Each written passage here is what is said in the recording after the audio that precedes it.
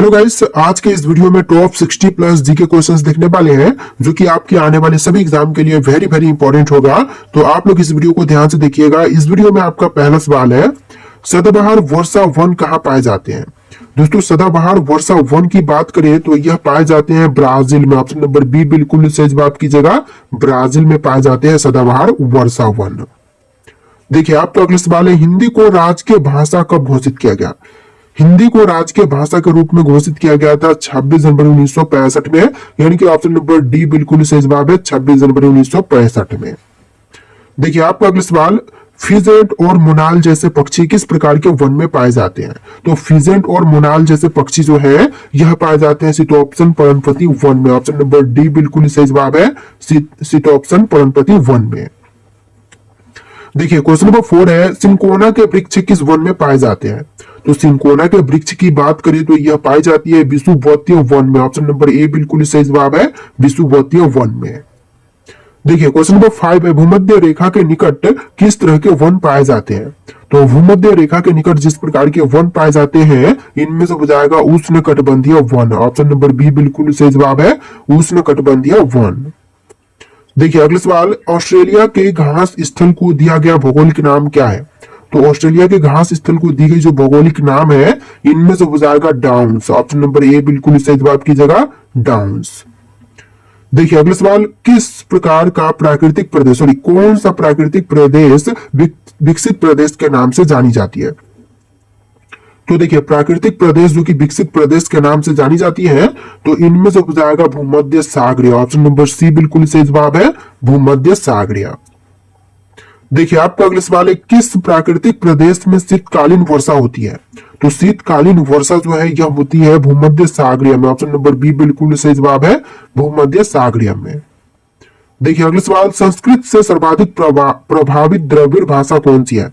तो संस्कृत से सबसे अधिक प्रभावित द्रविड़ भाषा जो है इनमें से हो जाएगा तेलुगु। ऑप्शन नंबर बी बिल्कुल सही जवाब है, तेलुगु भाषा। देखिए, अगला सवाल, भाषा के संबंध में हिंदी शब्द का प्रयोग सबसे पहले किसने किया था। तो भाषा के संबंध में हिंदी शब्द का प्रयोग करने वाले सबसे पहले इनमें से हो जाएंगे अमीर खुसरो। ऑप्शन नंबर ए बिल्कुल सही जवाब है, अमीर खुसरो। देखिए, अगला सवाल, गोवा की स्वीकृत राजभाषा कौन सी है। तो गोवा की स्वीकृत राजभाषा की बात करें तो इनमें से हो जाएगा कोंकणी। ऑप्शन नंबर ए बिल्कुल सही जवाब है, कोंकणी, जो कि गोवा की स्वीकृत राजभाषा है। देखिए, क्वेश्चन नंबर 12 है, देश के लगभग कितने प्रतिशत भूभाग में दूरदर्शन की प्रसारण सुविधाओं का विस्तार है। तो देश के टोटल 82% क्षेत्र में जो है दूरदर्शन का प्रसारण किया गया है, विस्तार किया गया है। ऑप्शन नंबर सी बिल्कुल सही जवाब है। देखिए, क्वेश्चन नंबर 13 है, दूरदर्शन से रंगीन कार्यक्रमों की शुरुआत कब से हुई थी। तो दूरदर्शन से रंगीन कार्यक्रमों की शुरुआत जो है यह हुआ था 1982 में। ऑप्शन नंबर सी बिल्कुल सही जवाब है, 1982 में। देखिए, अगला सवाल, दूरदर्शन का दैनिक राष्ट्रीय कार्यक्रम किस वर्ष में आरंभ किया गया। तो दूरदर्शन का दैनिक राष्ट्रीय कार्यक्रम जो है इसकी शुरुआत 1972 में हुआ था। ऑप्शन बी बिल्कुल सही जवाब है, 1972 में। देखिए, आपका अगला सवाल, भारत का सबसे ऊंचा टीवी टावर कहां पर स्थापित है। तो भारत का सबसे ऊंचा टीवी टावर की बात करें तो यह फाजिल्का में स्थित है। ऑप्शन नंबर डी बिल्कुल सही जवाब है, फाजिल्का में। देखिए, अगला सवाल, पहली डाक टिकट कहां जारी की गई थी। तो पहली डाक टिकट जो है यह जारी की गई थी कराची में। ऑप्शन नंबर बी बिल्कुल सही जवाब है, कराची में पहली डाक टिकट जारी किया गया था। देखिए, आपका अगला सवाल, डाक विभाग की स्थापना कब हुई थी। तो डाक विभाग की स्थापना की बात करें तो यह हुआ था 1854 में। ऑप्शन नंबर ए बिल्कुल सही जवाब है, 1854 में पहली बार डाक स्थापना किया गया था। देखिए, अगला सवाल, कुरियर सेवा से प्रतिस्पर्धा के लिए भारतीय डाक विभाग ने द्रुत डाक सेवा कब आरंभ किया था। तो द्रुत डाक सेवा आरंभ किया गया था 1986 में। ऑप्शन नंबर डी बिल्कुल सही जवाब है, 1986 में। देखिए, आपका अगला सवाल है, सबसे अधिक डाकघर किस देश में है। तो सबसे ज्यादा डाकघर की बात करें तो इनमें से बचाएगा भारत देश में। ऑप्शन नंबर ए बिल्कुल सही जवाब है, सबसे अधिक डाकघर भारत में है। देखिए, आपका अगला सवाल, भारत में पहली एसटीडी सेवा किन दो स्थानों के मध्य शुरू की गई थी। तो पहली एसटीडी सेवा जो है यह शुरू किया गया था लखनऊ और कानपुर के मध्य। ऑप्शन नंबर सी बिल्कुल सही जवाब है, लखनऊ और कानपुर के मध्य में। देखिए, क्वेश्चन नंबर 21 है, कार्य का मात्रक क्या है। दोस्तों कार्य का मात्रक जो है इनमें से हो जाएगा जल। ऑप्शन नंबर ए बिल्कुल सही जवाब कीजिएगा, जल। देखिए अगला सवाल, दूरी की इकाई निम्नलिखित में से कौन सी है? तो दूरी की इकाई जो है इनमें से हो जाएगा प्रकाश वर्ष। ऑप्शन बी बिल्कुल सही जवाब है, प्रकाश वर्ष। देखिए आपका अगला सवाल, भौतिक मात्रा ज्योति की इकाई क्या है? तो भौतिक मात्रा ज्योति की इकाई जो है इनमें से हो जाएगा लक्स। ऑप्शन नंबर सी बिल्कुल सही जवाब है, लक्स। देखिए अगला सवाल, विद्युत मात्रा की इकाई क्या है? तो विद्युत मात्रा की इकाई जो है इनमें से हो जाएगा एम्पियर। ऑप्शन नंबर ए बिल्कुल सही जवाब है, एम्पियर जो कि विद्युत मात्रा की इकाई है। देखिए क्वेश्चन नंबर 25 है, विद्युत आवेश की इकाई क्या होती है? तो विद्युत आवेश की ऐसा इकाई जो है इनमें से हो जाएगा कूलाम। ऑप्शन नंबर सी बिल्कुल सही जवाब है, कूलाम। देखिए अगला सवाल, रॉकेट किस सिद्धांत पर कार्य करता है? देखिए रॉकेट जो होते हैं यह कार्य करते हैं न्यूटन का तृतीय नियम पर, यानी ऑप्शन ए बिल्कुल सही जवाब है, न्यूटन के तृतीय नियम पर। देखिए अगला सवाल, बल का परिभाषा आती है न्यूटन के किस नियम के साथ? तो बल का परिभाषा जो है यह आती है न्यूटन के पहले नियम से। ऑप्शन नंबर ए बिल्कुल सही जवाब है, गति के पहले नियम से। ऑप्शन नंबर ए बिल्कुल सही जवाब कीजिएगा, गति के पहले नियम से। देखिए अगला सवाल, सूर्य की ऊर्जा उत्पन्न होती है किसके द्वारा? तो सूर्य की ऊर्जा जो है यह उत्पन्न होती है नाभिक के संलयन के द्वारा। ऑप्शन नंबर बी बिल्कुल सही जवाब कीजिएगा, नाभिक के संलयन के द्वारा। देखिए अगला सवाल, सूर्य का ताप किसके द्वारा मापा जाता है? तो सूर्य का ताप जो है इनमें से हम नापते हैं पैरामीटर तापमापी द्वारा, यानी कि ऑप्शन नंबर सी बिल्कुल सही जवाब है, पैरामीटर तापमापी द्वारा। देखिए क्वेश्चन नंबर 30 है, पानी का घनत्व किस ताप पर अधिकतम होता है? तो पानी का घनत्व जो है यह सबसे अधिक होती है 4 डिग्री सेल्सियस पर। ऑप्शन नंबर सी बिल्कुल सही जवाब है, 4 डिग्री सेल्सियस पर। देखिए क्वेश्चन नंबर 31 है, ध्वनि का त्वरण किस पर निर्भर करता है? दोस्तों ध्वनि का त्वरण जो है इनमें से निर्भर करती है आवृत्ति पर। ऑप्शन नंबर ए बिल्कुल सही जवाब है, आवृत्ति पर। देखिए अगला सवाल, 10+2+3 शिक्षा पद्धति कब लागू की गई थी? तो 10+2+3 शिक्षा पद्धति जो है यह लागू हुआ था राष्ट्रीय शिक्षा नीति 1986 के अंतर्गत, यानी कि ऑप्शन नंबर ए बिल्कुल सही जवाब है, 1986 में लागू किया गया था। देखिए अगला सवाल, एफिल टावर के डिजाइनर कौन थे? तो एफिल टावर के डिजाइनर जो है इनमें से हो जाएंगे sir Gustav Eiffel. Option number A बिल्कुल सही जवाब है, सर गुस्ताव एफिल। देखिए next question, Yellowstone national park कहां पर अवस्थित है? येलोस्टोन नेशनल पार्क की बात करें तो यह स्थित है अमेरिका में। ऑप्शन नंबर डी बिल्कुल सही जवाब है, अमेरिका में। देखिए अगला सवाल, स्टेच्यू ऑफ लिबर्टी कहां पर स्थित है? स्टेच्यू ऑफ लिबर्टी जो है यह स्थित है न्यूयॉर्क में। ऑप्शन नंबर सी बिल्कुल सही जवाब है, न्यूयॉर्क में। देखिए अगला सवाल, बीजापुर अपने किस चीज के लिए जानी जाती है? तो बीजापुर जो है यह प्रसिद्ध है गोल गुंबज के लिए। ऑप्शन नंबर बी बिल्कुल सही जवाब है, गोल गुंबज के लिए। देखिए अगला सवाल, भारत में सबसे योजनाबद्ध बसा शहर कौन सा है? तो देखिए सबसे योजनाबद्ध बसा हुआ शहर इनमें से हो जाएगा चंडीगढ़। ऑप्शन नंबर सी बिल्कुल सही जवाब है, चंडीगढ़। चलिए नेक्स्ट क्वेश्चन, पीसा की मीनार किस देश में अवस्थित है? पीसा की मीनार जो है यह स्थित है इटली में। ऑप्शन नंबर बी बिल्कुल सही जवाब है, इटली में स्थित है पीसा की मीनार। देखिए क्वेश्चन नंबर 39 है, जेरूसलम के लोगों का तीर्थ स्थल है। तो जेरूसलम के लोगों का तीर्थ स्थल जो है इनमें से हो जाएगा सभी, जैसे कि ईसाइयों का, बुद्धों का या फिर मुसलमानों का, यानी कि सबका है। ऑप्शन नंबर डी बिल्कुल सही जवाब रहेगा। देखिए अगला सवाल, महाबलीपुरम केरा मंदिरों का निर्माण किसके द्वारा कराया गया था? तो महाबलीपुरम के केरा मंदिरों का निर्माण जो है करवाने वाले इनमें से हो जाएंगे पल्लव। ऑप्शन नंबर डी बिल्कुल सही जवाब है, पल्लवों ने करवाया था। देखिए नेक्स्ट क्वेश्चन, धर्मराज रथ स्मारक कहां पर स्थित है? धर्मराज रथ स्मारक जो है यह महाबलीपुरम में स्थित है। ऑप्शन नंबर सी बिल्कुल सही जवाब है, महाबलीपुरम में। देखिए आपका अगला सवाल है, शिव समुद्रम जलप्रपात किस नदी पर स्थित है?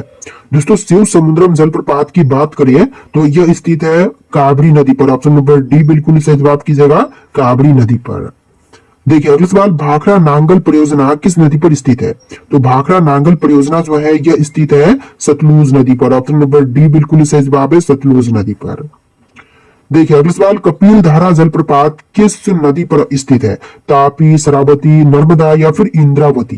तो इनमें से ऑप्शन नंबर सी बिल्कुल सही जवाब है, नर्मदा नदी पर स्थित है कपिल धारा जलप्रपात। देखिए क्वेश्चन नंबर 4 है, किस राज्य में विधान परिषद की सदस्य की संख्या सर्वाधिक है? तो विधान परिषद की सदस्यों की संख्या सबसे अधिक उत्तर प्रदेश से है। ऑप्शन नंबर बी बिल्कुल सही जवाब है, यूपी से है। देखिए अगला सवाल, किन राज्यों में साझा उच्च न्यायालय है? तो साझा उच्च न्यायालय जो है इनमें से हो जाएगा महाराष्ट्र और गोवा में। ऑप्शन नंबर सी बिल्कुल सही जवाब है, महाराष्ट्र और गोवा में। देखिए अगला सवाल, भारत में उच्च न्यायालय सर्वप्रथम कहां पर आरंभ हुआ था? तो सबसे पहले उच्च न्यायालय की स्थापना जो है यह हुआ था मुंबई, मद्रास व कोलकाता में, यानी कि तीनों ही शहरों में। ऑप्शन नंबर ए बिल्कुल सही जवाब है, मुंबई, मद्रास व कोलकाता में। देखिए अगला सवाल, प्रख्यात सांस्कृतिक केंद्र भारत भवन कहां पर स्थित है? तो प्रख्यात सांस्कृतिक केंद्र जो है भारत भवन यह स्थित है भोपाल में। ऑप्शन नंबर बी बिल्कुल सही जवाब है, भोपाल में। देखिए अगला सवाल, भारत महोत्सव का सर्वप्रथम आयोजन कहां पर किया गया था?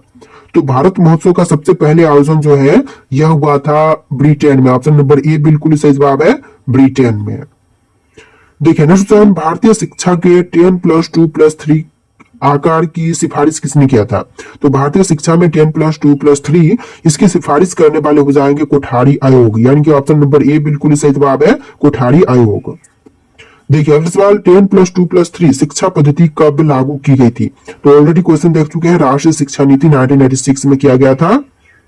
देखिए अगला सवाल, एफिल टावर के डिजाइनर कौन थे? तो ये भी क्वेश्चन देख चुके हैं, सर गुस्ताव एफिल, जो कि एफिल टावर के डिजाइनर थे। आपका right answer option number A रहेगा, सर गुस्ताव एफिल। तो देखिए आपका अगला सवाल है, विश्व का सबसे ऊंचा कहा जाने वाला विश्व शांति स्तूप बिहार में कहां पर स्थित है?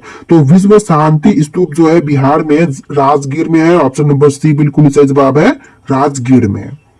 देखिए आपका अगला सवाल है, आगा खान पैलेस महाराष्ट्र के किस शहर में स्थित है? दोस्तों आगा खान पैलेस की बात करें तो यह महाराष्ट्र के पुणे शहर में स्थित है। ऑप्शन नंबर ए बिल्कुल सही जवाब है, पुणे में। देखिए क्वेश्चन नंबर 24 है, उज्जैन का प्राचीन काल में क्या नाम था? देखिए उज्जैन का प्राचीन काल में इनमें से हो जाएगा अवंतिका। ऑप्शन नंबर बी बिल्कुल सही जवाब है, अवंतिका, जो कि उज्जैन का प्राचीन काल में नाम था। देखिए अगला सवाल, रामकृष्ण मिशन की स्थापना किसने की थी? दोस्तों रामकृष्ण मिशन की स्थापना करने वाले इनमें से हो जाएंगे विवेकानंद। ऑप्शन नंबर ए बिल्कुल सही जवाब है, विवेकानंद, जिन्होंने रामकृष्ण मिशन की स्थापना किया था। देखिए नेक्स्ट क्वेश्चन, श्री अरबिंदो आश्रम कहां पर स्थित है? दोस्तों श्री अरबिंदो आश्रम की बात करें तो यह स्थित है तमिलनाडु में। ऑप्शन नंबर ए बिल्कुल सही जवाब है, तमिलनाडु में स्थित है श्री अरबिंदो आश्रम। देखिए नेक्स्ट क्वेश्चन, साइलेंट वैली किस राज्य में अवस्थित है? दोस्तों साइलेंट वैली की बात करें तो यह स्थित है केरल राज्य में। ऑप्शन नंबर डी बिल्कुल सही जवाब कीजिएगा, केरल राज्य में। देखिए क्वेश्चन नंबर 28 है, सांची के स्तूप का निर्माण किसने करवाया था? दोस्तों सांची स्तूप का निर्माण करवाने वाले इनमें से हो जाएंगे अशोक, यानी कि ऑप्शन नंबर डी बिल्कुल सही जवाब है, अशोक ने सांची स्तूप का निर्माण करवाया था। देखिए अगला सवाल, माउंट एवरेस्ट कहां पर स्थित है? तो माउंट एवरेस्ट जो है यह स्थित है नेपाल में। ऑप्शन नंबर बी बिल्कुल सही जवाब है, नेपाल में। चलिए अगला सवाल, भारत का पहला ओपन रॉक संग्रहालय किस शहर में स्थित है? तो पहला ओपन रॉक संग्रहालय जो है यह स्थित है हैदराबाद शहर में, यानी कि ऑप्शन नंबर ए बिल्कुल सही जवाब है, हैदराबाद में। देखिए क्वेश्चन नंबर 31 है, मुसलमानों का पवित्र शहर मक्का किस देश में स्थित है? तो मुसलमानों का जो पवित्र शहर मक्का है यह स्थित है सऊदी अरब में। ऑप्शन नंबर डी बिल्कुल सही जवाब है, सऊदी अरब में।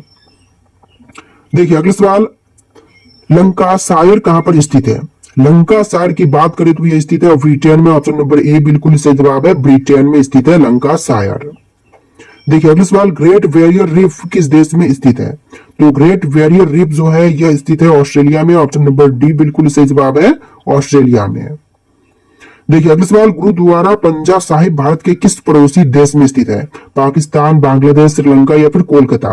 तो इनमें से राइट आंसर आप लोग कमेंट कीजिएगा। और इस वीडियो में टोटल 60+ जीके क्वेश्चन थे। आपको वीडियो कैसा लगा कमेंट करना और इस वीडियो को लाइक करके चैनल को सब्सक्राइब कीजिएगा। चलिए फिर मिलते हैं नए वीडियो में।